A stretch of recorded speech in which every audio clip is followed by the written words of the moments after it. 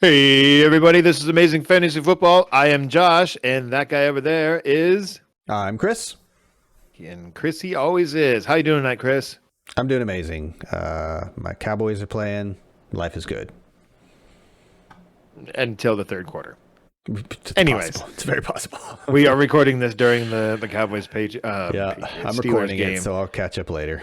I have it on pause in the other room, so whatever. I'll catch up to it after we're done here. Mm-hmm. So this is week one matchup analysis by the two of us. We did this last year in what we were calling 0 year via stream. Now we're doing it via recording and bringing it to your ear and eyeballs. So, Exactly, yes. earballs, that's a thing. I mean, I guess there's like an ear hammer in there and an anvil and a stirrup, but and a tympanic membrane. Okay. How about your eardrums and your eyeballs? How about that? It's a drum, not a ball, right? I got to turn these notifications off. The Wonder Tech is driving me crazy here. Oh, it's on desktop. The notifications keep popping up. Gotcha. So yeah, let's start off with some news. We got a slew of news leading into this week one here. Some of it's That's right. Yeah. In fact, this is the NFL. This is fantasy. This is news is usually bad news. No news is good news, I guess, is the way you're supposed to put it. All right, let's not bury the lead here. Gus Edwards confirmed tore his ACL. In the same practice, within, plays or moments of each other, Marcus Peters, cornerback for the Ravens, tore his ACL. That's confirmed also.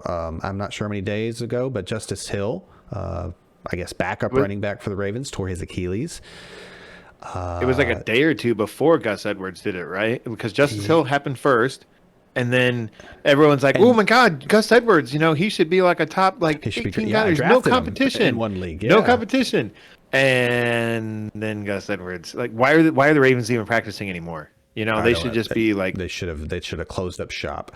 So yeah. In a subsequent move before the Gus Edwards news, but after the Justice Hill news, and obviously after the Dobbins, I kind of forgot to remind folks they lost him too. They signed Le'Veon Bell. Whatever, we can get into that at some point. Maybe not about his viability. But in a corresponding move, they also signed Devontae Freeman to the practice squad with the understanding he'll be promoted to the active roster. So don't let the practice squad part fool you at this point, is the way I read into that. Yep. Onward and upward. Austin Eckler, a little bit of a scare here. Didn't practice Wednesday officially with a hamstring. He was pulled off to the side again today, Thursday. It's trending towards a DNP today, Thursday. I'm not sure where it stands at approximately 8:45 p.m. So he's another DNP. The team is still optimistic he can go. This is to remind you folks, this is what ailed him last year. DeAndre Swift is a full participation. Groin, no limitations is what I read as a quote.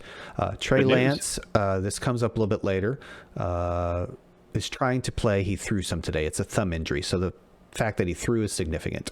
Although he's not the starter, let me be clear.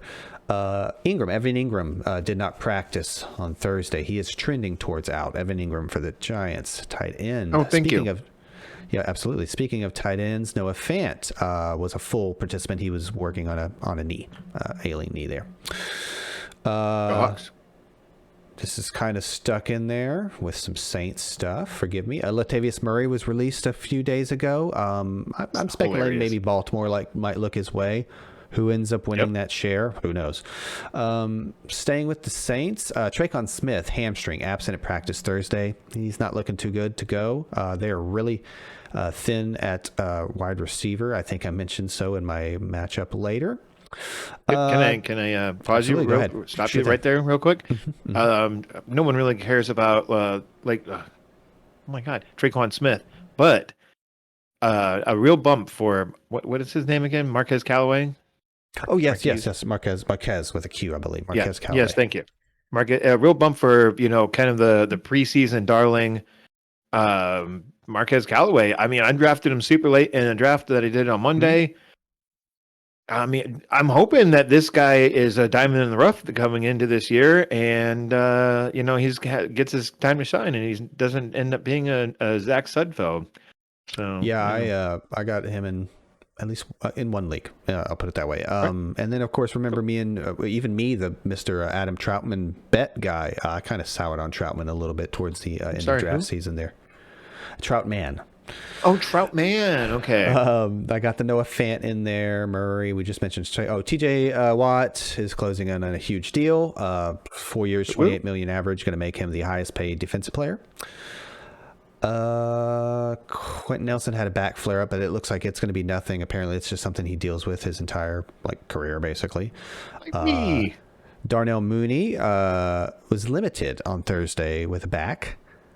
Josh Jacobs was limited on Thursday with a toe. I don't have any more tweets or any expounding upon that, so I left it literally at that. The last bit I have is a little out there, but comes up later in the matchups. Taylor Decker, tackle, did not practice a finger, and Lions signed a practice squad offensive tackle today, so he may not go. I think that's all I got for you, sir. Well, that was pretty darn quick. Let's roll into some matchups here. There you go. Let's start with I almost said the Washington Chargers. The LA Chargers at the Washington football team. Still the football team. Have they decided on a new logo yet? I guess they're just waiting until the next offseason. Or they're just going to see how this sits with the fans. Well, they had narrowed it down to like 3 or 4 or 5 ones, but yeah, none of which were really all that great. But I was like, all right, just keep with the football team. But whatever. Let's start with the visitors and the LA Chargers quarterback Justin Herbert. I'm going to give him 3.5 stars. If there has been a strength for the Washington football team over the last 2, 3, even 4 years, it has been their defense. I mean, I'm expecting that to continue. The defensive front is really scary. Supposedly they upgraded their cornerback situation. According to PFF, they kind of, like I read an article where they ranked they had 5 different tiers for a lot of these defenses going into this season, and Washington football team was ranked as a tier 1 defense. If you drafted Herbie early, you really kind of have to temper your expectations here. The Chargers did really beef up their offensive line this past offseason, but still 3.5 stars for Herbie. Let's move along to Austin Eckler. I wrote this up before he was sidelined with a hamstring injury. And I mean, guys that have hamstring injuries, they can flare up. They can be very reoccurring. Looking at you, Kenny Galladay. Looking at you, Alshon Jeffrey. Smith. Yeah. Yep. So I'm giving Austin Eckler 3.5 stars. I was all over this guy in preseason, but this is a really rough matchup. And last year they only allowed 14 rushing touchdowns, which is not exactly Austin Eckler's forte either. So yeah, I mean that's less than 1 rushing touchdown per game. And held back to Herbie too. Washington football team only allowed 21 passing/receiving touchdowns too, which is Eckler's specialty is catching the ball, and then only 21 receiving touchdowns over a whole season. Also not that great. So 3.5 stars for Austin Eckler, assuming he goes. Tune in to Sunday to our stream, which you can check out in our YouTube feed. Just go to youtube.com/fantasy football, or not slash, but search Amazing Fantasy Football in YouTube, and we will pop up and go to the video feed. And that's where you can find our stream where we do injury updates, last minute injury updates, some last minute lineup questions, which it's week 1. You shouldn't have that many lineup questions, but sometimes, oh my God, Kenny Galladay is not going to play or something. That's not news. I'm giving an example. But yeah, check us out. We start, what do we start? Example. 10 a.m. Central Time, right? Yeah, we're doing 10 to 12 Central, approximately, right? You'd think we'd have this nailed down after, I don't know how many weeks and times in a row that we've done this. But we've been good. We've been live by 10 a.m. Central. So to do the math for the time zone, folks. Yep. We don't know where you live, so you have to figure it out yourself. It would be weird if we did. We have a ticker on the bottom. List everybody. Go ahead. I'm kidding. Go. Moving along, I already did Austin Eckler, so let's move along to Keenan Allen. He's really the only wide receiver that I'm going to talk about here, but let's not get ahead of ourselves. Keenan Allen, 4 stars. I mean, I know I only gave Herbie 3.5, but the quarterback and wide receiver don't always correlate 1-to-1 as far as points. Usually the quarterback scores more. but it is possible for the wide receiver to have more value than quarterback, yada yada. Um, it's going to be a rough matchup. I wanted to go into like their corners and everything, but they kind of added and subtracted some corners and was having a hard time digging up some information on them. It's going to be a rough matchup for Keenan Allen, but I think by the end of the day, it's it's good. Keenan Allen is going to show why he's Justin Herbert's primary target. He's going to be peppered with targets all game long. Even if he is covered, Keenan Allen will find a way to come down with the ball to at least give you some fantasy value. I mean, he probably drafted him as your wide receiver one, if not maybe your wide receiver two, kind of depending on how you drafted. But yeah, like I said, Mike Williams, Josh Palmer, Jalen Guyton, Jared Cook.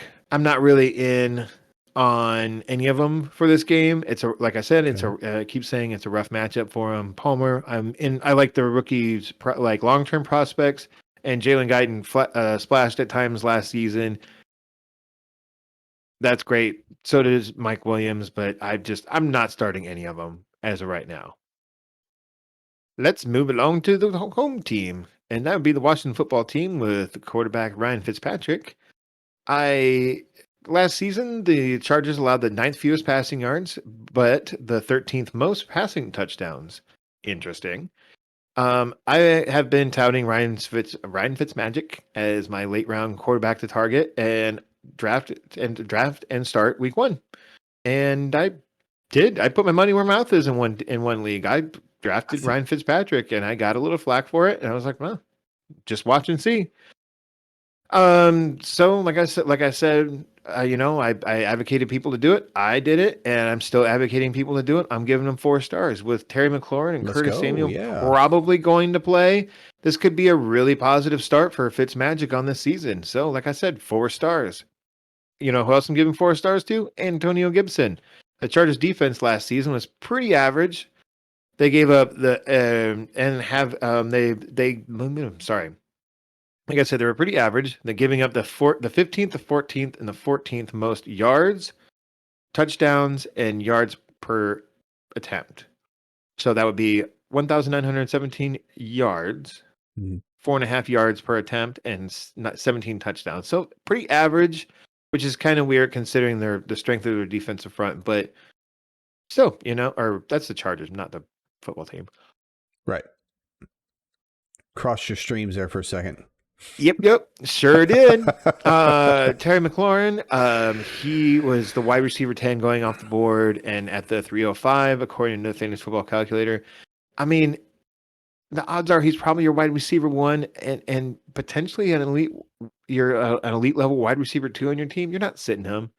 Could go on and on about him. What I'm trying to get at, it's a 4-star matchup. The Chargers do have some okay corners, but it's the only reason I'm not out there saying 5 stars, which I would love to give McLaurin 5 stars in this, is because I want to see the connection between Fitzpatrick and McLaurin, make sure that it's actually legit and everything. It sounds like it is. It's on paper it should be. McLaurin loves to go deep. Fitzmagic loves to throw deep.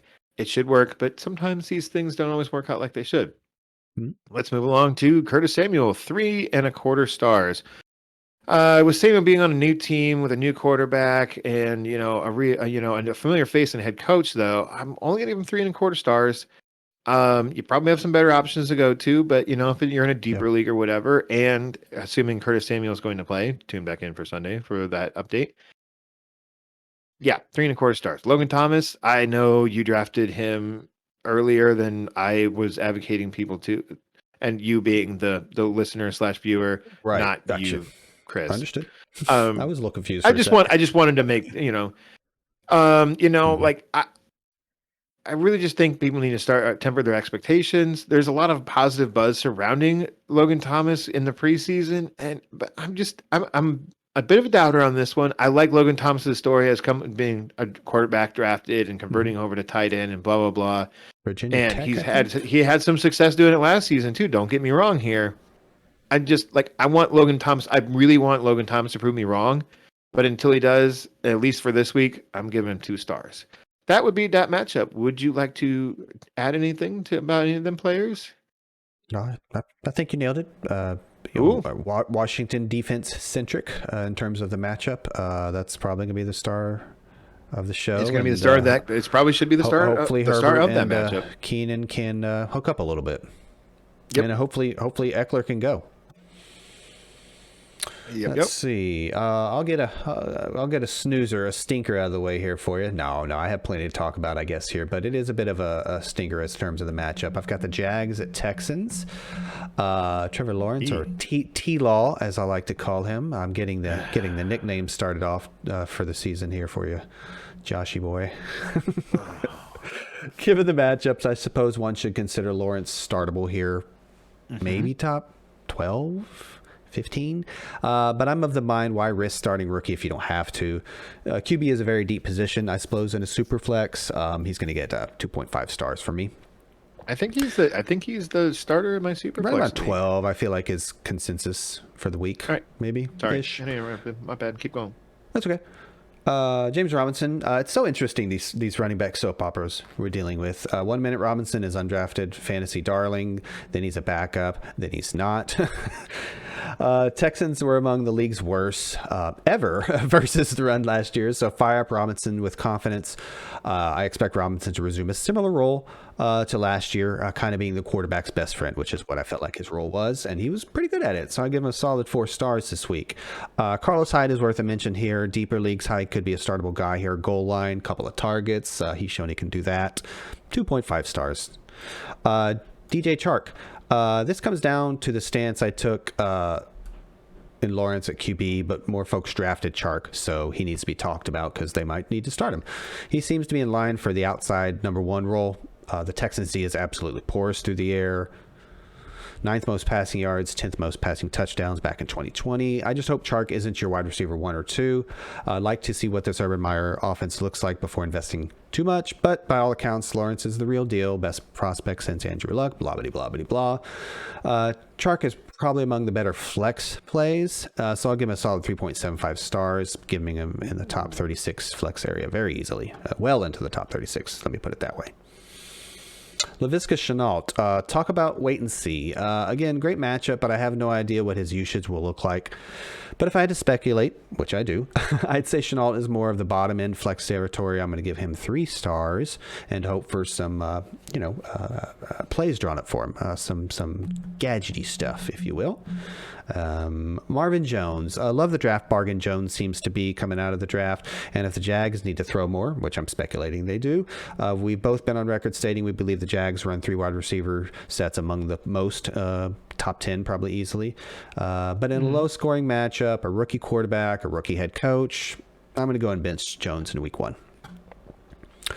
On to the Texans. No tight end of note with the Jags there. The Texans, as I mentioned during draft season, I'm staying away from the Texans' fantasy assets, if you can call them that. Besides Brandon Cooks, I'll give Cooks a startable 2.75 stars.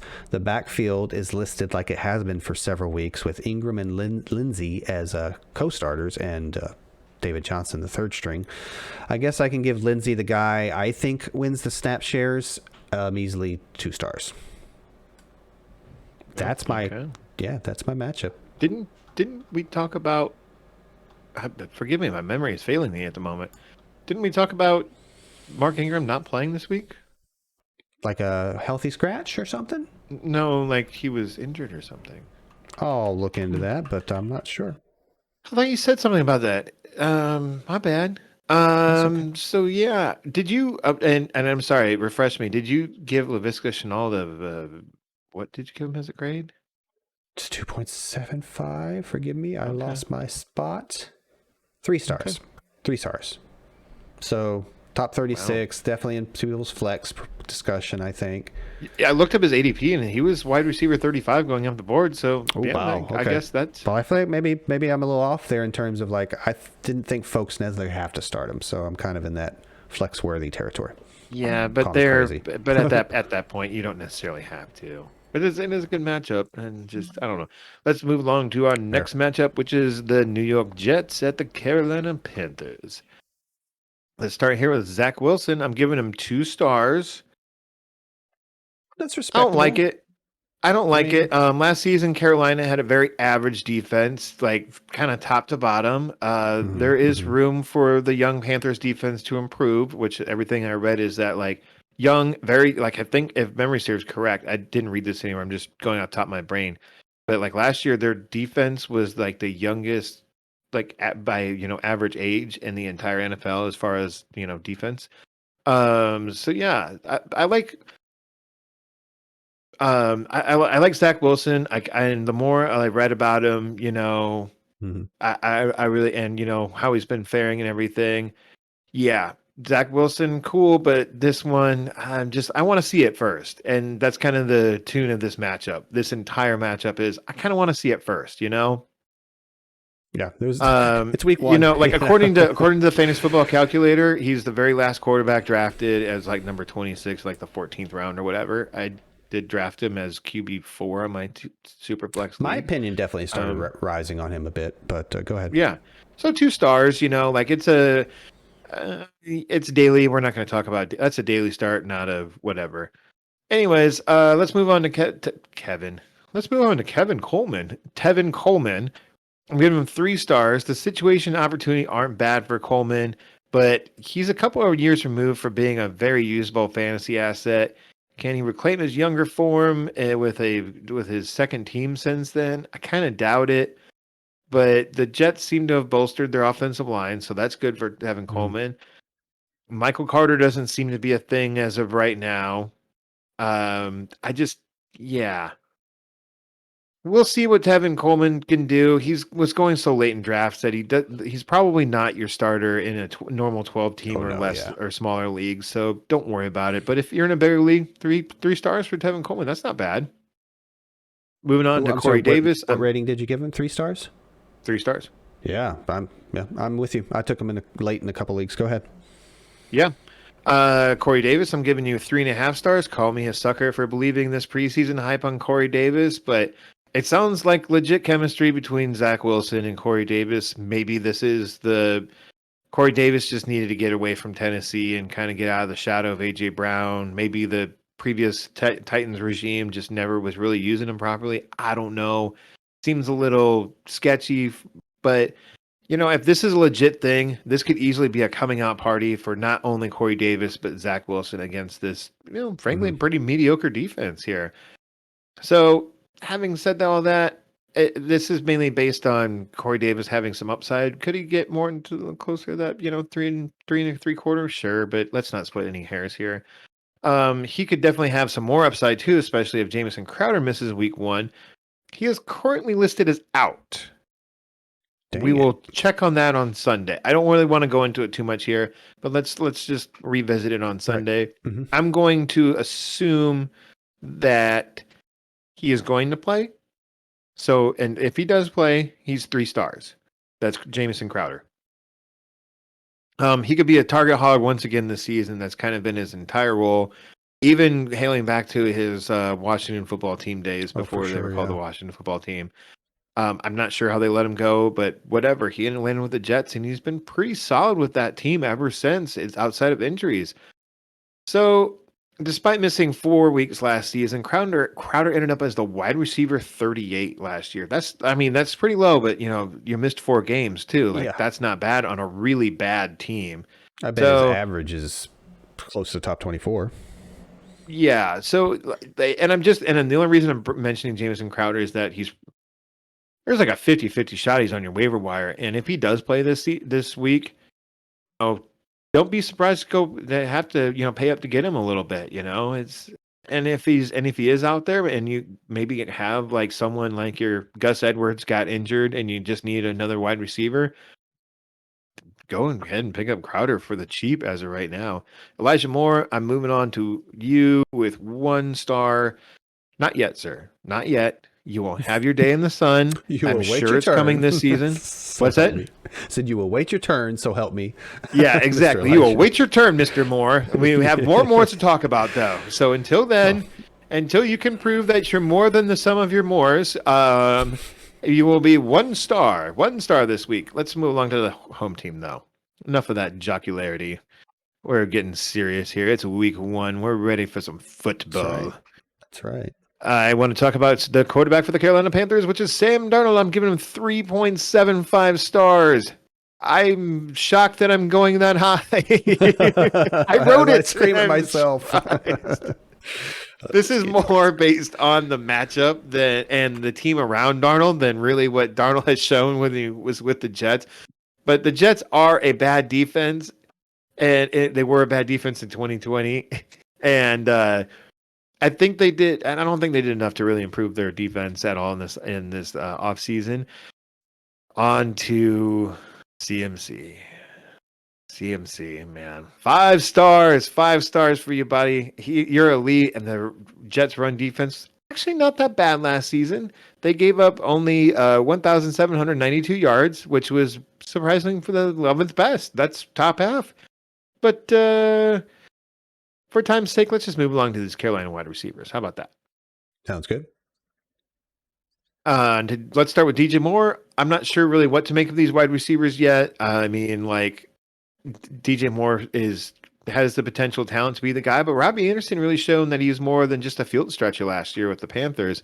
Mm-hmm. So can, Sam Darnold and Robbie Anderson have some chemistry back from their New York Jets days? Oh, that's right. It's a revenge game for Sam Darnold against his former team, the New York Jets. That doesn't really matter. I'm going to go 3.75 stars for DJ Moore. I know this is going to sound like I'm riding the fence on this one, but if DJ Moore had a little bit less talent around him, I would probably give him a higher rating than that 3.75 stars. But Robbie Anderson's there. The supposedly had a good preseason. Rookie Terrace Marshall is also there too. So if it was more like Robbie Anderson and just DJ Moore, maybe a lackluster running back, I'd be like, oh, okay, give you a little bit bump. But yeah, so like I said, I'm gonna ride this fence and give DJ Moore 3.75 stars and Robbie Anderson the same one too. 3.75 also. Yep. Mm-hmm. And like I said, I'm riding the fence. Terrace Marshall, you do not get 3.75 stars. You get the 1 star. You fall into that same category as Elijah Moore. I'm in wait and see mode. He wasn't really getting drafted that high or at all in some leagues. So, yep. I mean, you weren't getting drafted as a week 1 starter anyways, buddy. So just yeah. Let's move along to your next matchup, I guess. I don't care about Dan Arnold.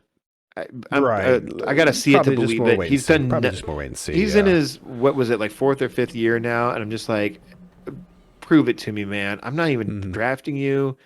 If you have an elite week 1, then I'll spend some money to try and get you, I guess. But otherwise, until then, nah.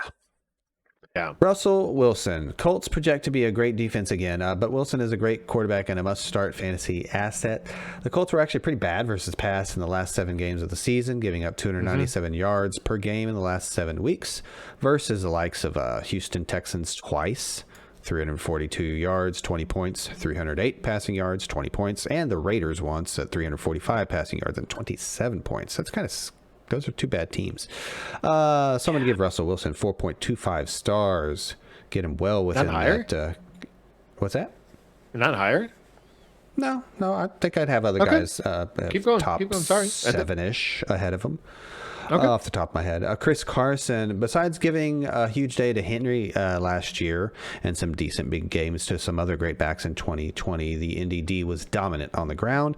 That puts Carson firmly in the RB2 category for me with 3.75 stars. DK Metcalf.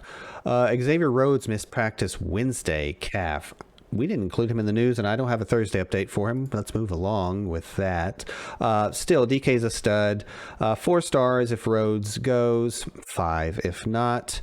We're starting Metcalf pretty much wherever.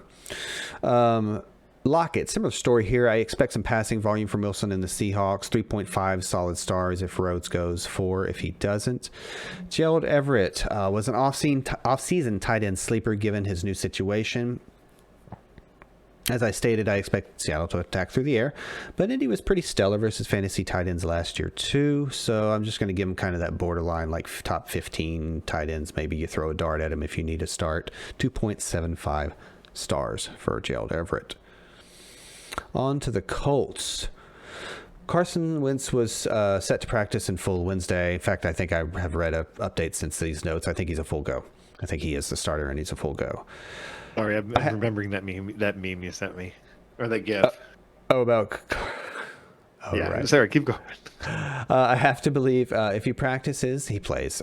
So that again, these notes are slightly old. Wentz is in that borderline risky top QB2 territory, given his offensive line, meaning that's a benefit to him. Play caller, and besides that, his wide receiver weapons aren't the best. So, but again, why risk it unless you're desperate in a super flex? So I'm going to give him a 2.25 stars. Jonathan Taylor. Many folks are probably leaning on Taylor. I know I'm excited to see his usage. I think Taylor got more banged up last year than we realized, and they held him back a bit in terms of carries and targets. Even at his lowest, though, when he was leaving that sour taste in our mouths, he was still catching everything thrown his way. And last I checked, the Colts don't have the best wide receivers, so I expect them to kind of lean on Taylor on the ground and through the air. Seahawks were 5th best in rushing yards given up last season, so maybe they do throw a little bit more to Taylor and Hines. As mentioned earlier, did I mention it? Yeah, I think I touched on it real quickly. Quentin Nelson, he seems like he's gonna be fine. His back tensed up a little bit. Taylor gets his carries and targets as the Colts try and keep the ball out of Wentz's rusty hands. 3.75 stars for Jonathan Taylor. Nyheim Hines, there was some offseason hype about the type of season Hines is in store for. Targets and receptions are his role, obviously. Seattle had the second most passing yards in 2020, but most of that was to wide receivers. I did look and see that Chase Edmonds has 2 nice games against him, through the air more or less. I'll give Hines a respectable / optimistic 2.75 stars to get him in your maybe top 36 flex category there. Not much on Michael Pittman, given my Wentz take here. I think he's the one to keep an eye on in week 1. I think some folks invested in him late in drafts. I kind of want to wait and see from both receivers. Paris Campbell is the other name to mention, but again, I think I'm just going to leave him on the bench. And no tight ends of note, in my opinion. I'm going to start with the what's that? A couple things. I think the guy to watch for in week 1 is Paris Campbell, not Michael Pittman. Everyone has glad I mentioned forgot him, about Paris Campbell. Are you playing him though? Or are you flexing him? No, but you said the guy to watch, and I personally think it's Paris Campbell. Another thing is that the Colts have no left tackle. Their left tackle is more or less dead right now. They're putting a cardboard cutout out there. That shouldn't. Just remember that, folks, when you see maybe Jonathan Taylor or Nyheim Hines trying to rush off to the left, or Carson Wentz just getting blindsided by, or heck, maybe you just see the back stay into pass block a bunch, and we're not getting these receptions that I'm prognosticating. Yep, that's out there. So just food for thought. Let's move along to the Arizona Cardinals at the Tennessee Titans, starting with the away team, as I like to do.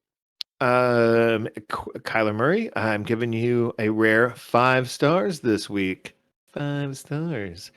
In 2020, the Tennessee Titans gave up the 4th most passing yards and 2nd most passing touchdowns. I don't know how you don't give Kyler Murray 5 stars with that. Thank you for agreeing with me. I'm just I read that. I'm okay. I forget how bad they were. Yeah, they were really bad. On to James Conner, 2 stars. Tennessee had a really average run defense and was middle of the road as far as yards given up, but gave up the 10th most rushing touchdowns. The biggest question is, how are these backs going to get used? Is it James Conner? Is it Chase Edmonds? I'm going to go ahead and give Chase Edmonds the edge and give him the 3-star rating, whereas, I'm just to mention it again, James Conner, I give him 2. Which is more just desperation, whatever. I drafted Gus Edwards and now I need a guy. James Conner, I guess. I wish I could be more confident with these guys, but I figured I was going to take a little bit of a stand on this one. Edmonds is maybe the more talented guy at this point, and James Conner is just more of a guy. Maybe. I hope not. I mean, he's got a good story going behind him, surviving cancer and all that. But yeah, prove it to me, buddy. Prove you can stay healthy. Let's move on to Nuke. That is DeAndre Hopkins. I'm giving him 4.5 stars. It's a great matchup, blah, blah, blah. I gave Kyler Murray 5 stars, but I mean, that's also just kind of like, it's not going to be all Nuke. Christian Kirk, Rondell Moore, AJ Green's all going to get some targets and some usage as well. I would love to see one of those three pull above the others in this game. I really hope one of them does, just to have some clarity. But until then, I'm going to keep talking like this, and maybe I'm going to give them 1 star each, perhaps. For sure, I am definitely giving them all three of those guys 1 star. Nuke, 4.5 stars. Let's go to the home team with the Tennessee Titans. I'm giving Ryan Tannehill 3.75 stars. The Cards surprisingly gave up the 10th fewest passing yards per game at 226.4 last season. That's not bad. That could spell some trouble for Tannehill, as I always have a concern with him being the quarterback in the Tennessee Titans, and he hasn't needed like super gaudy, sexy numbers to be fantasy relevant. He's efficient. That's what he is. And AJ Brown is one of the most efficient receivers in the league, and yada yada. I'm sorry, and not yada yada. Tannehill's weaponry looks a little bit different. There's no Jonnu there. It's just Anthony Ferguson now, and there's no Corey Davis, the guy who I just talked about. It's Julio instead. I'm gonna, not to get ahead of myself, I'm giving 3.75 stars to Tannehill because maybe it's one of those just straight up Derrick Henry games.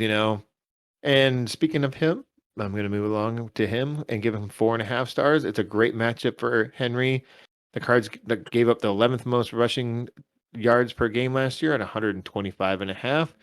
And if Derrick Henry gets somewhere close to 125 yards, how is there not at least one touchdown in there? It's, yeah, he's a mountain with legs, and he can run fast once he gets going. Let's move along to Tannehill's pass catchers here, and let's talk about some AJ Brown. I'm giving him 4 stars. I don't want to be lazy about this or anything. I do expect that Tannehill is going to have a good day through the air, and if that's going to happen, it's probably going to be on in the hands of AJ Brown there too. Julio, he's getting 3.5 stars. I'm not super confident about that, if you can see my face right now. This is more in the sense that I think that Julio still got enough magic left in the tank to have at least a pretty good season this year, assuming he stays healthy.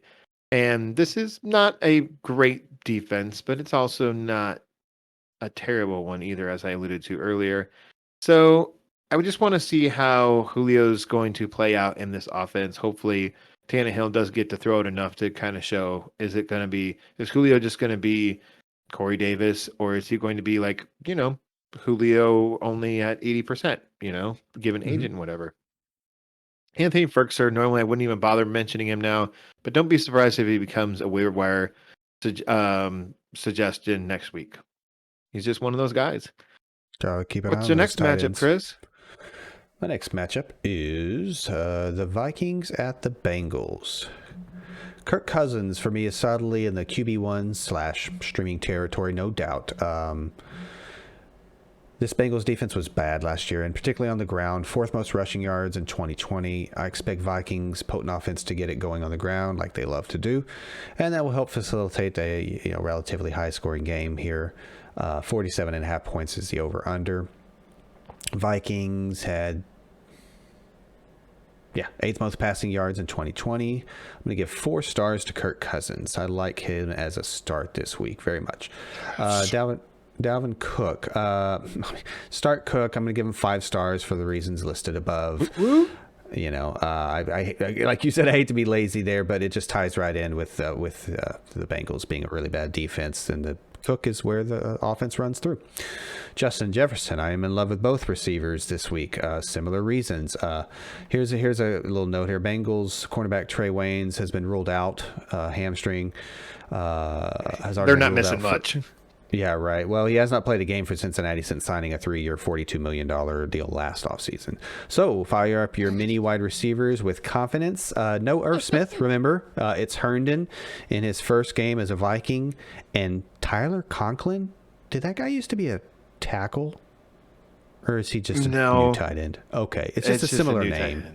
Okay, it's a similar name to an older He was getting player. a little bit of preseason, He is. I a found that little out a bit little of bit preseason side. buzz. I only mentioned a name just to mention his name. I'm not giving him a rating whatsoever. So I'm just reminding folks. Remember, there's also no Irv Smith. So I love both wide receivers. 5 stars for Jefferson, 4.5 stars for Adam Thielen. Whoa. That's your Vikings, folks. Joe Burrow. Too many cards stacked against Burrow to begin the season. Injury, coming off injury. O-line, the guy they drafted at offensive tackle in the second round is looking very busty, you might say. Instead of drafting Penei Sewell in the Huge tracts first. of land. Yeah, right. Instead of drafting Penei Sewell in the first and a different wide receiver in the second, I am benching Joe Burrow. Joe Mixon. Mixon plays a position you have to start at least 2 of, and he will get work. That's what it comes down to. No, I'm just kidding. Also, he's a very talented guy. The Vikings defense is almost completely new, so I read. But just because Jackson Carman, the aforementioned offensive tackle, is not looking great for the Vikings. That wasn't the only kitchen sink they threw at the offensive line. Riley Reif is there too. That should help a bit. Also, remember, Giovanni Bernard is gone. I'm going to give a really solid 4.25 stars to Joe Mixon. Yours and my favorite, Tiggins. Oh yeah, more nicknames. I ended up with Mr. This is T. Higgins, by the way, folks, just for clarity. I ended up with Mr. Tiggins in quite a few leagues. The Vikes defense is almost... I said that already. Wow, that's great. But they do get Daniel Hunter back, even though they've got a new roster. He's actually one of the new additions because I don't think he played much, if at all, last year. Still, I see Tiggins as the number 1 for Burrow, and the Bengals are going to have to throw. So I'm going to give him 3.5 stars to get him in your lineup there, probably. Well, maybe in your flex. Tyler Boyd, another similar story, flex territory, 2.75 stars. Jamar Chase for the aforementioned reasons for Joe Burrow, offensive line and whatnot, but also the drops. I'm going to bench Chase until I see more. I did not see a tight end of note with the Bengals. They don't have one of note. That's why I got a lot of those, I feel like, but we'll get one here up here in a little bit.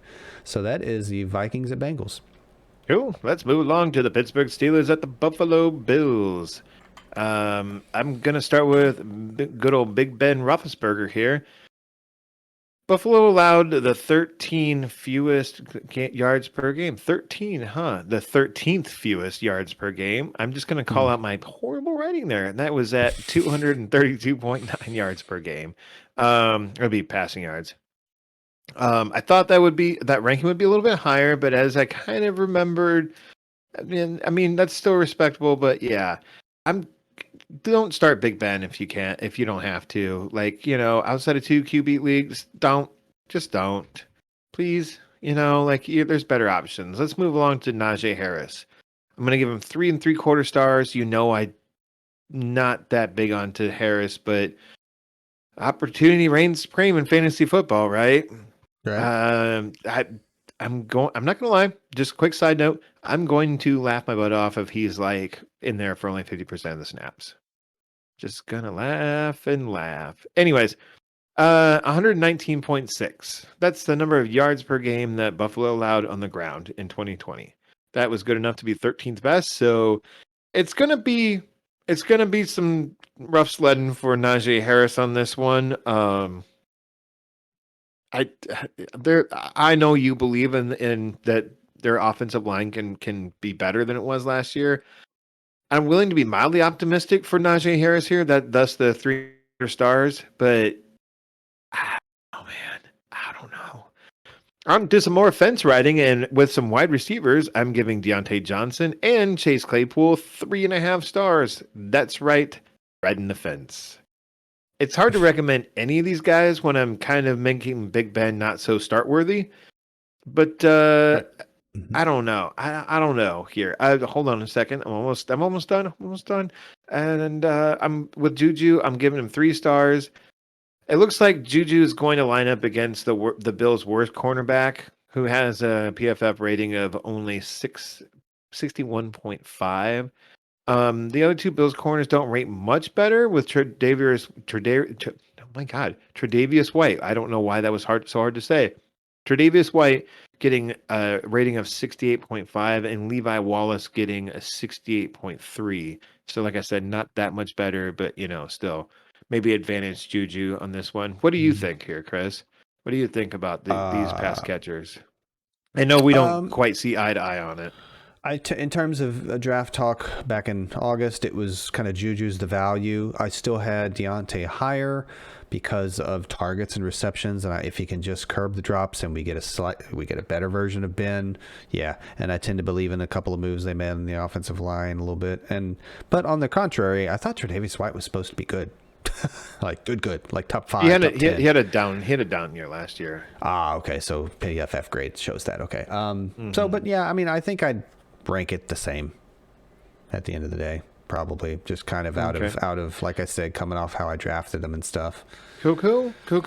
On to the Bills the Bills side of the ball and their quarterback Josh Allen. I'm giving him 4 stars. This should probably be a lower rating, but Josh Allen really did surprise me last season. I'm still a little skeptical about that really giant spike in accuracy from year 2 to 3 or 3 to 4. I can't remember which. Anyways. Josh Allen, he faced off against the Steelers once last season, and in that one time he scored 19.3 fantasy points. That was his third lowest score of the season, 19.3 points against a strong Pittsburgh pass defense. They gave up only 194.4 yards per game through the air, which was the third fewest in the league. I think if Josh Allen is going to get 19 or 20 points, that gets him that 4-star rating. I mean, I'd like it to go higher, but it was also based on TJ Watt maybe not playing too. So, it's kind of the Bills' offensive line is pretty average, I guess. Room for improvement. It's their second year with all 5 guys, same 5 guys. So there is room for improvement, but let's move along to the Mr. Devin Singletary here. I'm giving him 2.5 stars. That's not a great one. That's more of a desperation flex, but you drafted him late enough that you probably don't have to start him anyways. The Steelers gave up 111.5 rushing yards per game last season, which is good enough to be 11th. That's pretty solid actually to go along with their third best I said passing defense. So, and according to Fantasy Football Calculator, like I said, Singletary is the RB38 coming off the board. That's pretty don't have to start kind of territory. I'd really like to avoid starting either one of these guys. So it would be Singletary. My next guy up is Zach Moss until we get some better clarity of what's going to actually happen. Is Zach Moss just ineffective this offseason because of injury? Hard to say. Sounds like he's going to play. But until then, I'm giving him 1 stars because once again, can't write. Yep, that's why I said 1 stars plural. I was just going to roll with it. No, I said it on purpose because I wrote it wrong. You did. I know. From what Sean McDermott says, indicates that Singletary is going to be the primary back, but also don't forget, folks, that Matt Breed is also there, and it sounds like he's maybe going to get some work too in a game. I smell a rat, but until maybe week 2, keep Zach Moss on your bench. Don't remember a month ago when Zach Moss was the bee's knees. Remember 5 days ago when it was Zach Moss not looking so good. Yep. On to Stephon Diggs. I'm giving him 4 stars. Whether Diggs gets Joe Hayden or Cameron Sutton, either one are easy matchups for Diggs considering, neither one of them are easy matchups. Having said that, neither graded out as elite corners, but just good corners. And Diggs is Josh Allen's favorite target, and rightfully so. I'm not really sure which one made each other better. I don't know if it was like they just like both of them just kind of elevated each other into like elite status last season. I mean, Diggs was good in Minnesota. Don't get me wrong. He was the reception of the Minnesota Miracle, which I was there for, and it was freaking awesome. It really was, and it was really freaking awesome. That stadium erupted. That safety made an awful play on Diggs. Oh my God. I have never seen anything like that in person. It was crazy. Anyway, so like I mentioned before, we're talking about Josh Allen. The Bills did play the Steelers last year, and in that one, I said that Josh Allen scored 19.3 fantasy points. Well, Stephon Diggs, he scored 19.1. So yeah, I'm pretty positive that Diggs can do it again. Emmanuel Sanders gave Davis 1 star.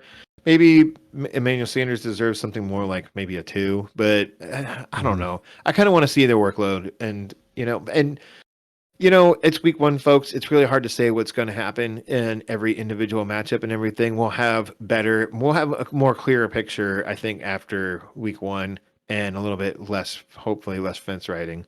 Hopefully we get some clarity on some situations there. So, what's your next matchup, Chris? Clarity is the story for the first 2 or 3 weeks of the season, in my opinion, but especially first week. Niners, that is the 49ers at Lions. Jimmy Garoppolo / Trey Lance. We'll just throw him in there for fun because it looks like he wants to kind of throw him in there, but I don't think you have to worry about that this week. Lance is limited, but he throws. It's important to mention because it's his finger, as I mentioned at the top of the show with the news. But if I'm the Niners, why risk it? Why put him out there for some running plays or this or that? Let's just leave him on the bench. So you get a healthy, arguably 100% healthy Jimmy Garoppolo. This is the week to start him. So I gave him a solid streamer rating of 3 stars. Let's get into the better stuff here. Raheem Mostert. As per usual, the Niners will want to establish the run, and the Lions were among the league's worst, believe it or not. They have the 5th most rushing yards given up and the most touchdowns given up on the ground, 27.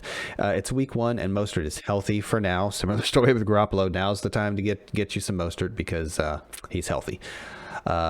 You play him in this matchup. I'm giving him a solid, not more than solid. I'm giving him a great 4.5 stars. Trey Sermon.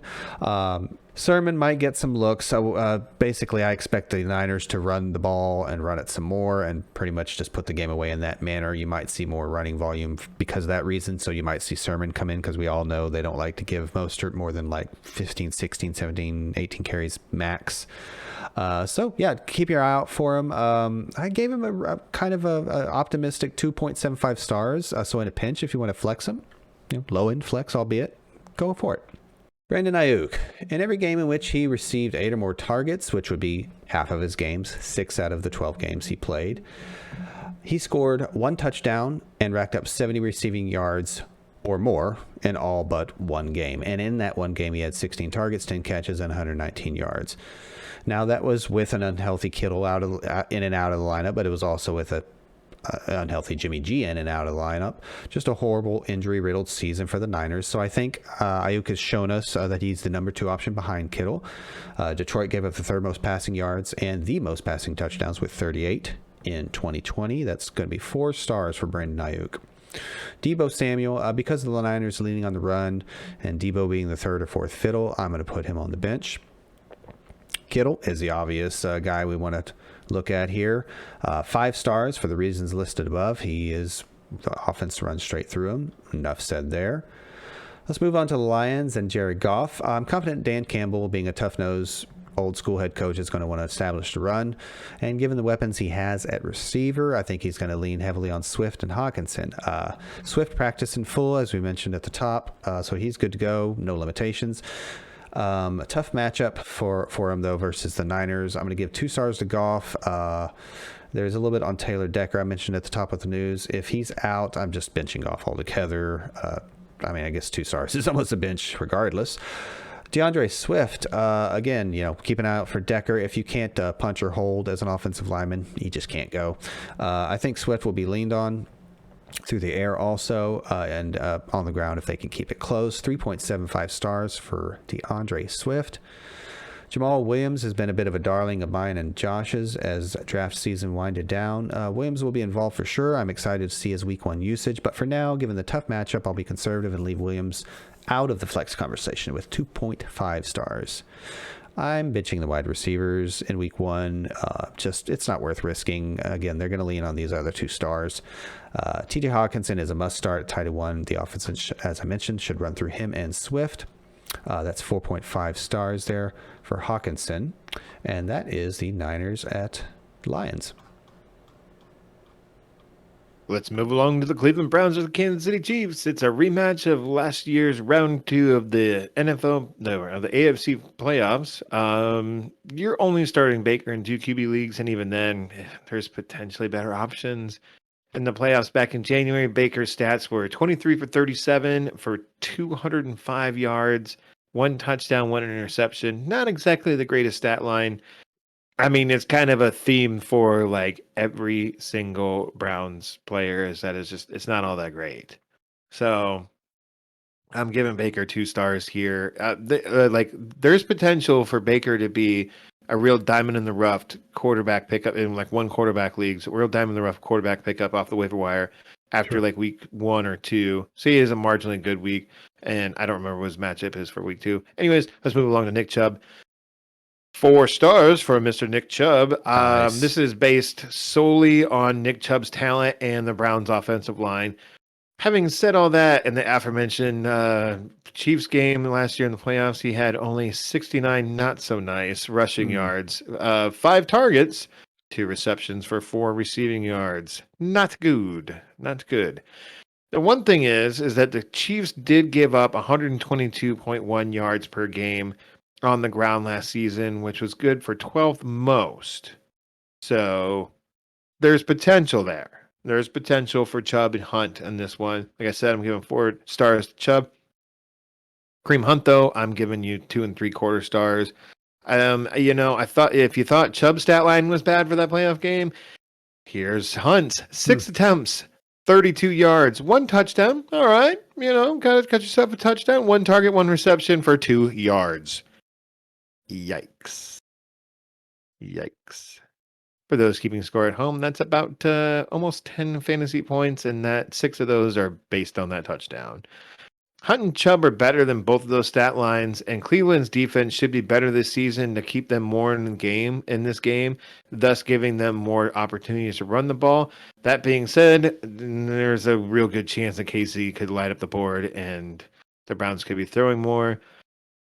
Odell Beckham, I'm going forward with the assumption that maybe he plays. We got to check that status. Once again, tune into Sunday mornings for the last-minute injury update. He is expected to play, but is he going to be playing at or near 100%? I think that's the big question.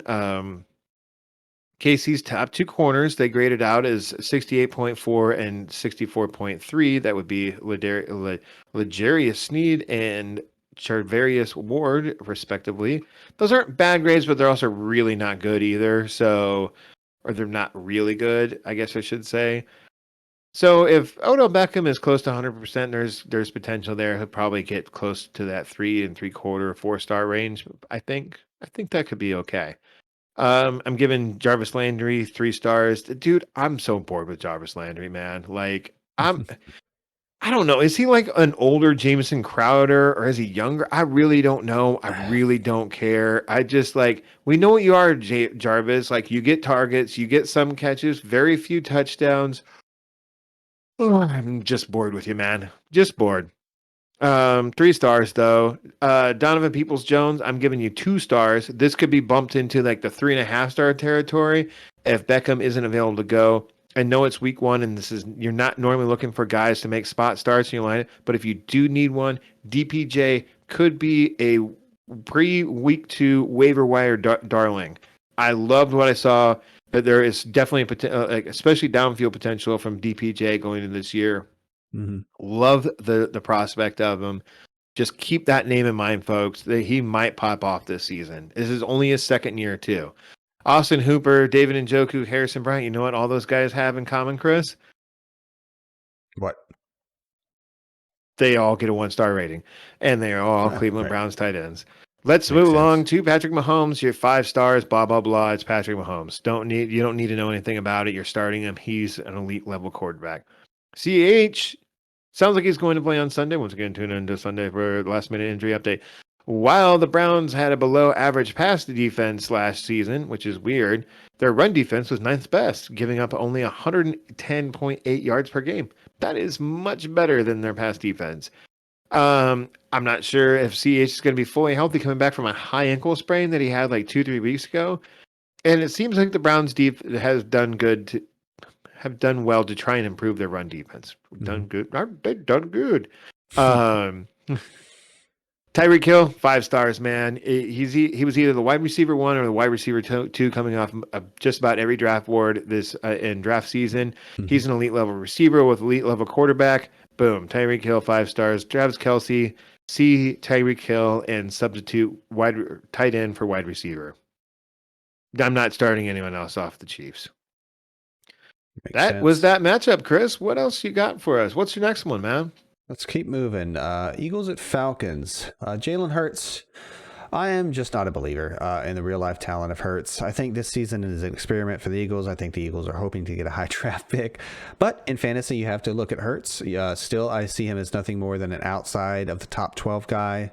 2.5 stars based solely on his rushing. If he proves me wrong through the air, he instantly becomes a top 12 guy weekly, probably. He doesn't even have to be spectacular through the air, just serviceable, and get Devonta Smith the ball. Miles Sanders, despite any misgivings about Sanders' health or his receiving share, he is a guy that will touch the ball on the ground at a reasonably high tick, and he's paired with a rushing quarterback. Falcons were actually pretty good versus the ground game in 2020, 6th least rushing yards. But then again, their defense was so bad. Why run on them? They were so bad versus the run. They were so bad versus the pass last year. Why run on the Falcons? That's right. But Dan Quinn is gone, and here we are. So that kind of sums it up there. Sanders gets into my top 24 with 3.75 stars. Devonta Smith. Smith is the only receiving weapon I would consider here. But given my distrust in Hurts and the 2 tight ends in the way, I'm going to bench Devonta Smith, but I really want to see something from him this year. Onward to the tight ends I just mentioned a little bit. Zach Ertz / Dallas Goedert. Good luck trying to figure out which one gets the red zone looks, although it's probably Goedert. I'll take a desperation flyer on Ertz involvement because of his involvement between the 20s in the short to intermediate passing game and a full PPR, I guess. 2.5 stars for Ertz and bench Goedert.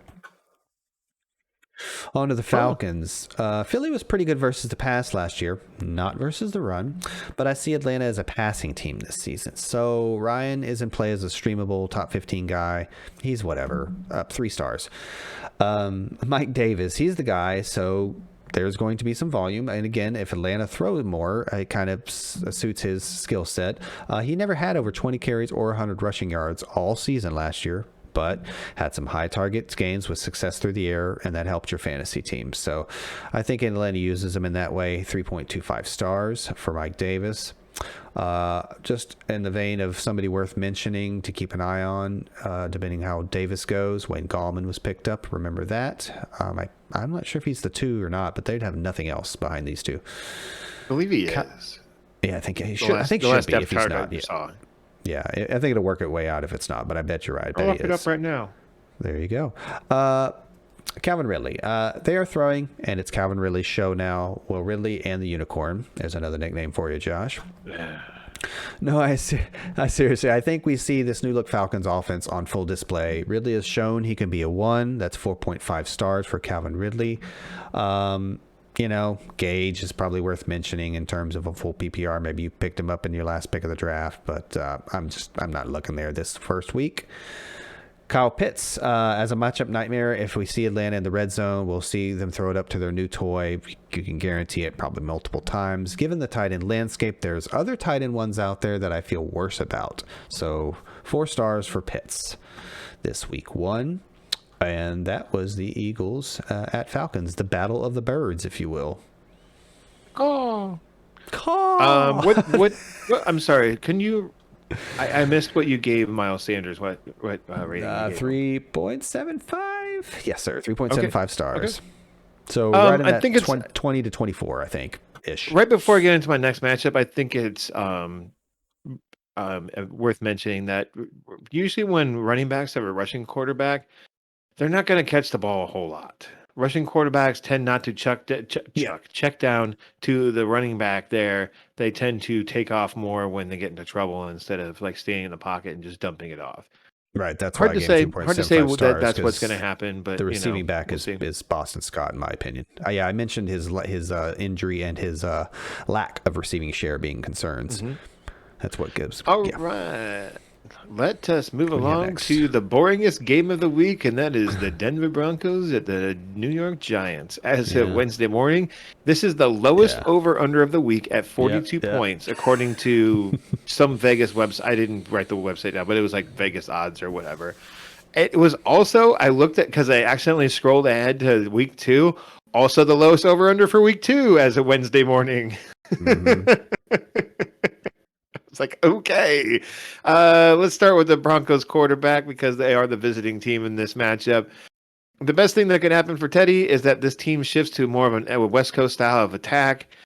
While you don't necessarily want Teddy to have an excuse to throw more short passes, it's what he does best. But still, last year the Mm-hmm. Giants passing D was smack dab in the middle as far as their 237.9 yards per allowed through yards per game through allowed through the air.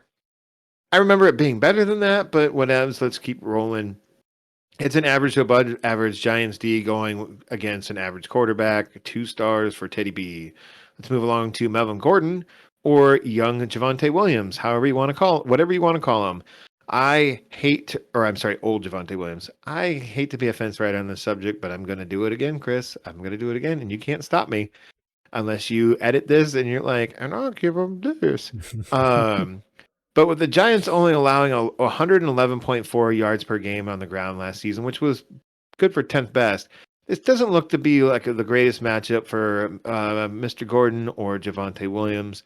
Mm-hmm. Okay, so like just for easy numbers, let's assume that they split that workload evenly and they each get 55 yards. Not very good. And even if you give one of them or even both a touchdown, it's still only 11 and a half points, you know? I'm going to give Melvin Gordon 2.5 stars. Let's move Yeah. along to young Melvin Gordon. Javonte Williams. Old Melvin Gordon didn't really wow me last season. He looked like he lost a step, while Javonte Williams, young Melvin Gordon. I've now confused myself, Chris, with my own nicknames. I, I'm giving the advantage to the youth of Javonte Williams. 3 stars to him. Writing more fences here, Chris. On to the wide I almost said receivers. something on the Melvin Gordon one. I think it was. I almost chimed in and was like, "Hello, fence," said something along those lines. That's all I got. Yep, writing more fences here. Jerry Judy. I did give the edge to Cortland Sutton on this one. Not to skip ahead here. This is all based on which receiver is going to get the heavy dose of James Bradbury, which is the Giants' best cornerback, and he was PFF's number 7 cornerback last year with a grade of 79.8.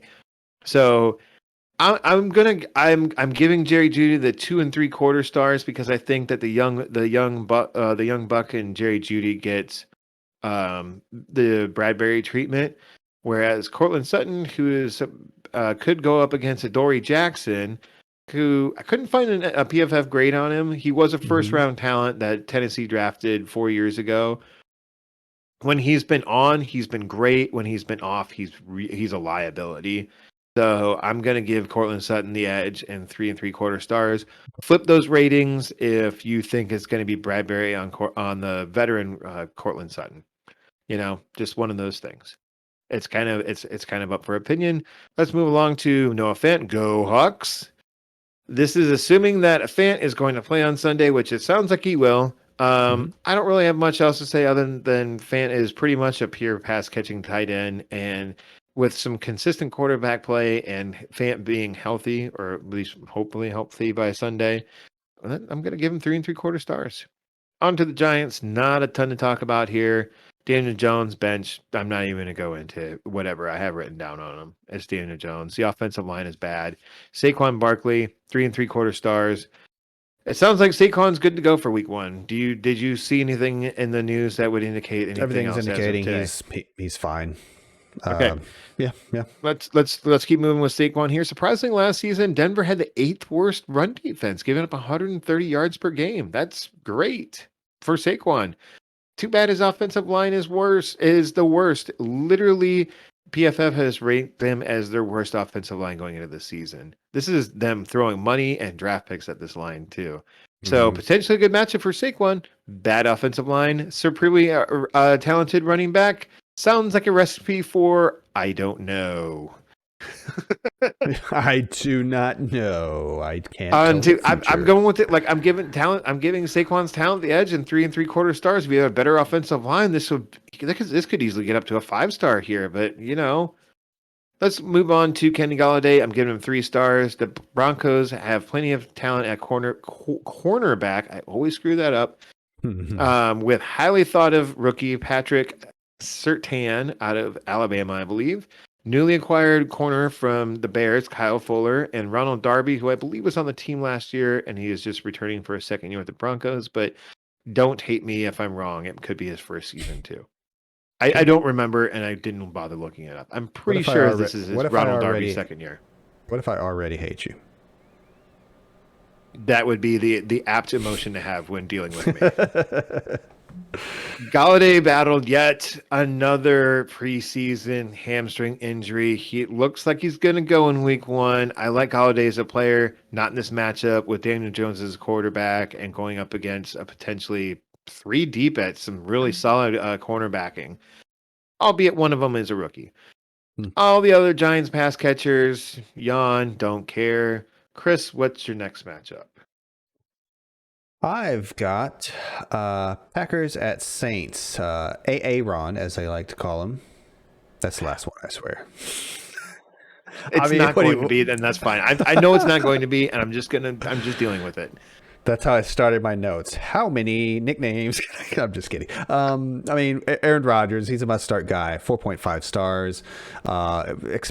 It's a good defense in the Saints, but expect a shootout probably. I have the over and under. I didn't put it in my notes. Aaron Jones. Love Jones receiving share. He'll see this year. It's a 37-30 Saints win. I played last year. Aaron Jones. So it's 37-30 Saints won. Aaron Jones went 16 for 69 on the ground. Nice. Last year with 1 touchdown. So I expect him to see more through the air with Jamal Williams gone as a whole on the season. So I'm going to give him the benefit of the doubt in week 1 also. 4.5 stars for Aaron Jones. Desperation flex, 2.75 stars for A.J. Dillon, if you want to go that route. Yeah. Adams, I don't have his stats from the game last year, but he's Devontae Adams. You drafted him in the first round. You're going to play him. You know what his stats were? Great.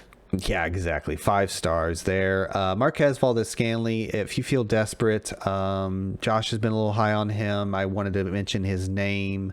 Give him 2.25 stars. The other receiving weapon, or should I say wide receivers, Alan Lazard, Randall Cobb, who knows? We'll see. And even with MVS, I mean, it's just wait and see, really.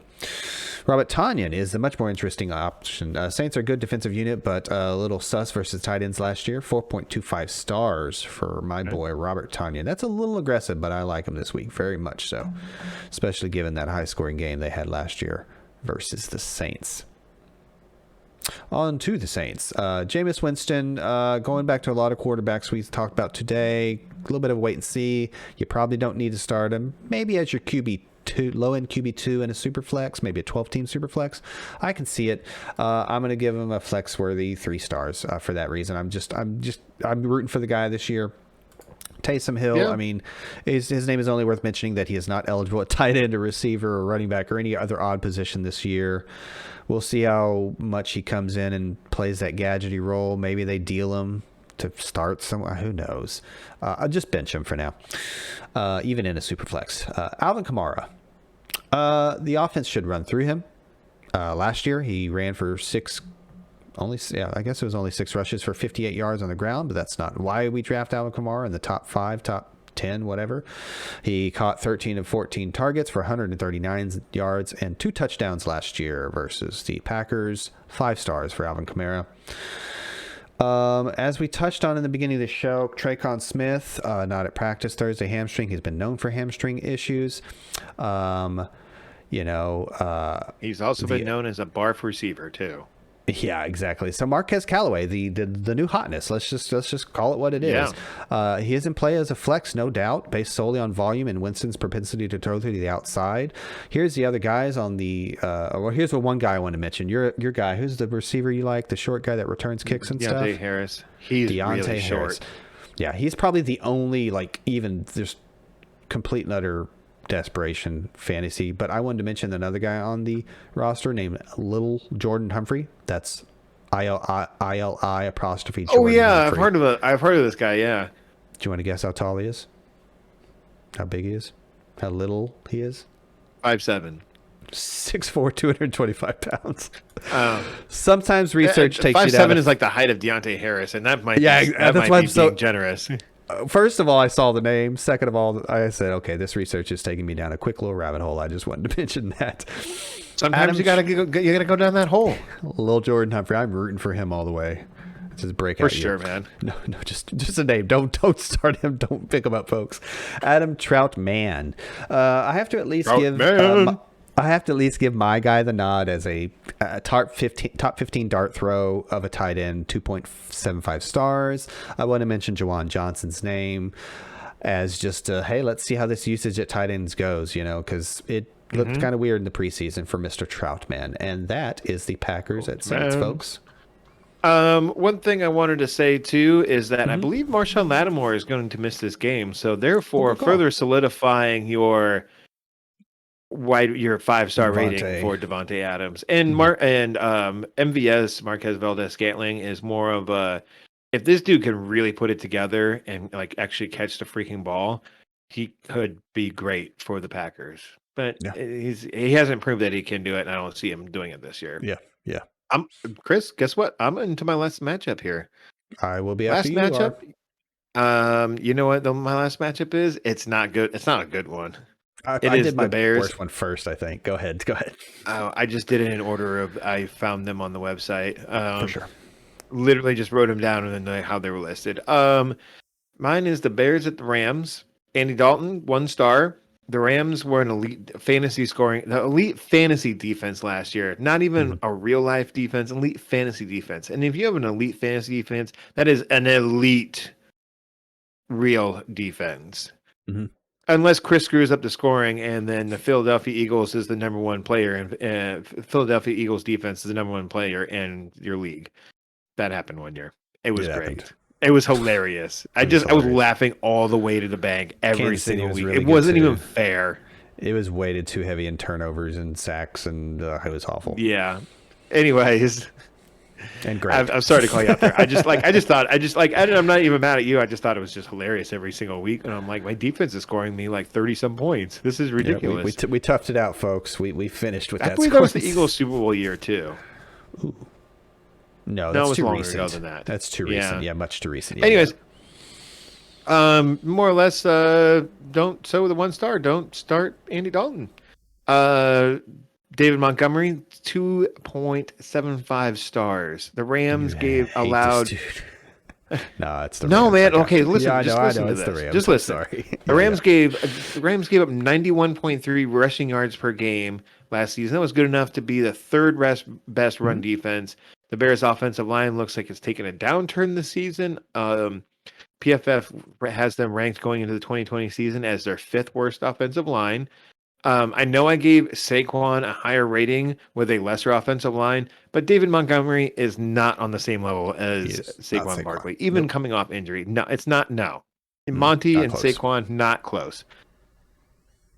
Allen Robinson, 3.5 stars. I love you, man. I really do, but this is a nightmare matchup for any Chicago wideout going up against these two corners here. And I didn't even know I didn't even know who Darius Williams was. But Darius Williams and Jalen Ramsey grade out as the 4th and 9th best corners in the last season. And Darius Williams was ranked above Jalen Ramsey. So I know you probably drafted Allen Robinson as your wide receiver 1, maybe your wide receiver 2, and you'd have to have some really big giant cojones to bench Allen Robinson here for a lower draft choice. But 3.5 stars for Allen Robinson here, and that really should be more like a 3-star there. Like it's a really bad matchup for him.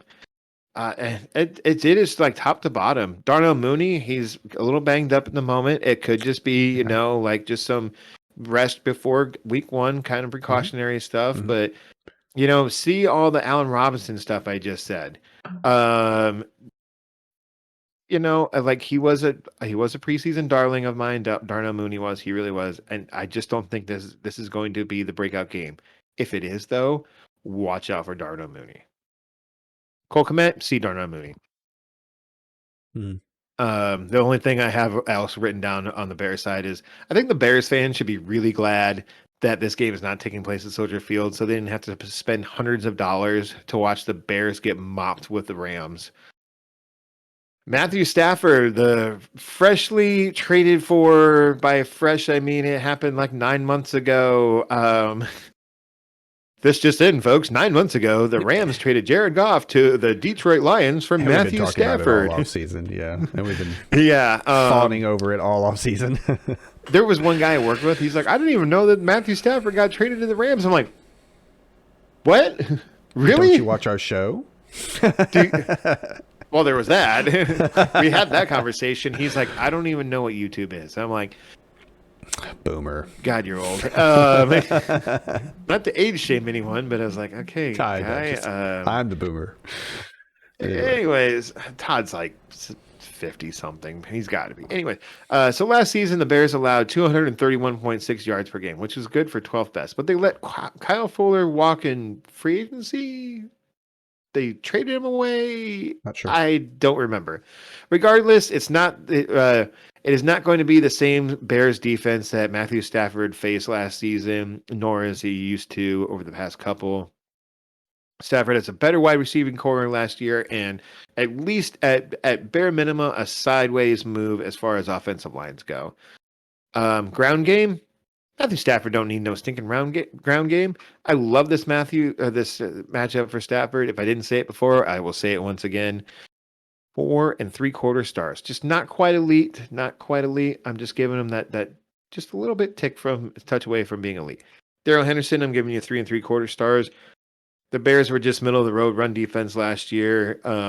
If Henderson gets about 75% of the 113 rushing yards per game that last year, maybe catches a pass or two and squeezes out a touchdown, that's pretty solid RB2 numbers, if not a little bit closer, getting close to that RB1 territory, right? Mm-hmm. Robert Woods. Hey, Fence, how's it going? I'm Josh. I think we know each other rather well now. We're talking about Robert Woods and Cooper Kupp here. 4 stars for both of them, and I even have that written into my notes right there about riding the fence again. I'm sorry. If the Bears had better corners, or if they had one that was really good in coverage and one that wasn't, I would probably give one of them the upper hand versus the other. But at the moment, it just looks like they're pretty evenly matched, and I'm really hoping that this game does one of two things.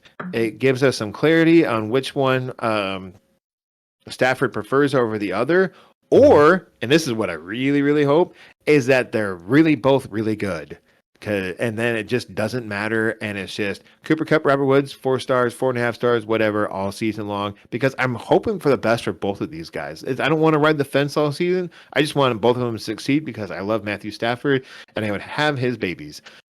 If it were biologically possible, Matthew Stafford, you can always email at amazingffb@gmail.com for me to have your babies if it were genetically possible. It'd be so great if the lower thirds popped in right at that time. Email address.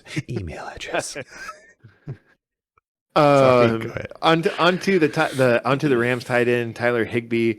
I'm giving him 3 stars. Roquan Smith might be called upon to help cover Higbee. He graded as PFF's. There you go, Matthew Stafford, right there. It's actually not the email, but go ahead. It's the well, you can contact Chris on Twitter, and then he'll get a hold of me.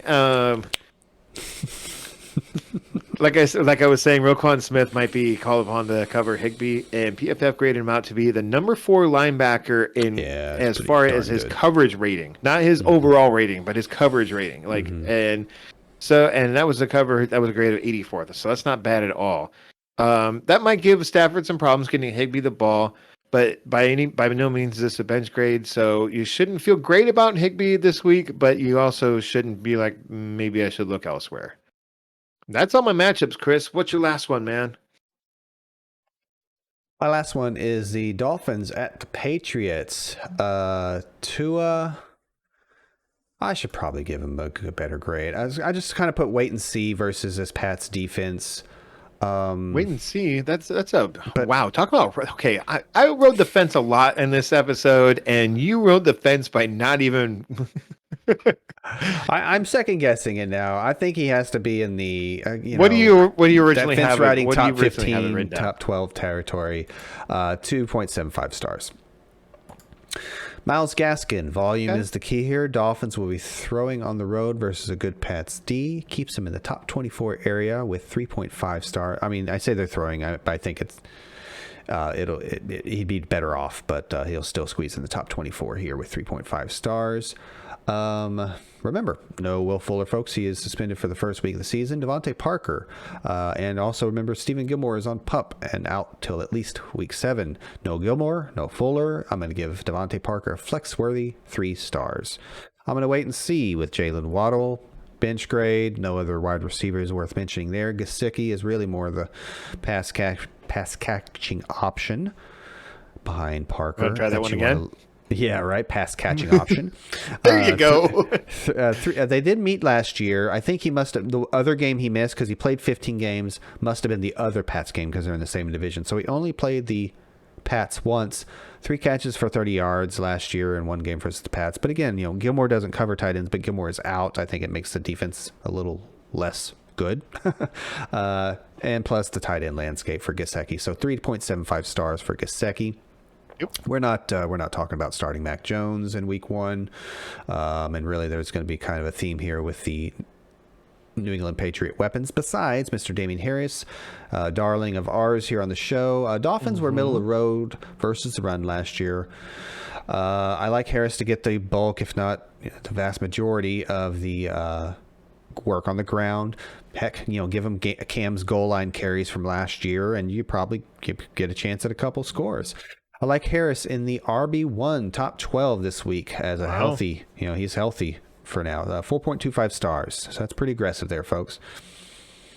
James White, full PPR, throw him in your flex if you got no choice, but it's week 1. I'm sure you have better choices. Give that 2.5 stars. Remember, N'Keal Harry was put on the IR, so he's going to miss a minimum of 3 weeks with an upper body injury.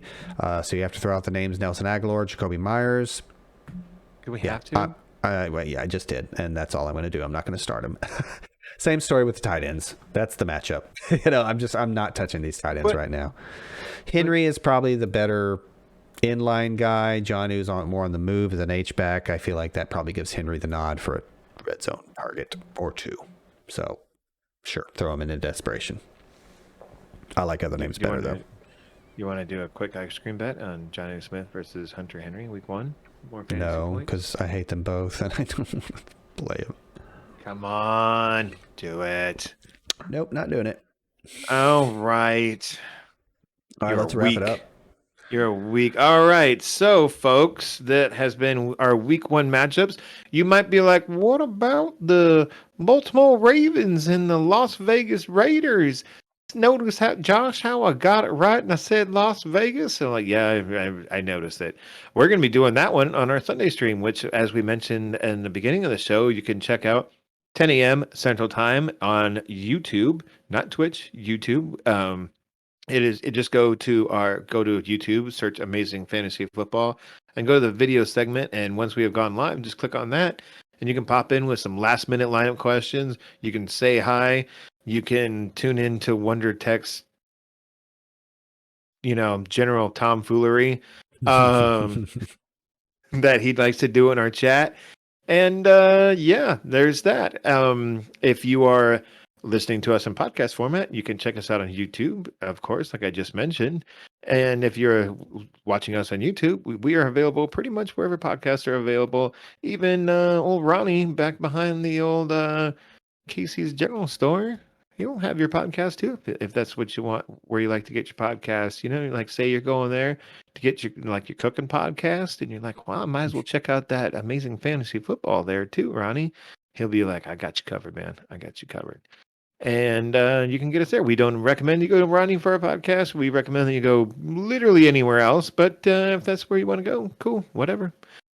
Until next time, folks, I am Josh. That guy over there is Chris. Later. Go Cowboys.